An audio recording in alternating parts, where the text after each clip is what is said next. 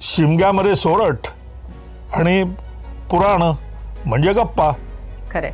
तर हे म्हणणं बरोबर नाही असं धीटपणानं ठामपणानं म्हणणारे पहिले मोठे विद्वान म्हणजे रामचंद्र गोपाळ भांडारकर. प्रश्नच नाही. ह्या त्यांच्या धाडसाचा प्रत्यय हा त्यांच्या कामात येतो, त्यांच्या मतांमध्ये येतो. आज ही मुलाखत घेण्याचं एक बाकीच्या कारणांबरोबर हे कारण ते म्हणजे की मराठी माणूस म्हणून, भारतीय माणूस म्हणून हे इथे किती लोकांना माहिती आहे की पेशव्यांनी दक्षिणा निधी जो ठेवला होता विद्येसाठी, विद्यार्जनासाठी, अध्यापनासाठी, त्याचा एका इंग्रजी अधिकाऱ्यांनी जो विचार केला त्यातून प्रेरणा घेऊन पुन्हा आपल्याच लोकांसाठी काम करणारा विद्वान म्हणजे डॉक्टर भांडारकर आहेत. इतके तपशील खरंच कुणाला माहिती नसतात आणि या निमित्ताने हे सगळे प्रकाशात यावेत अशी खरंच मनापासून इच्छा आहे.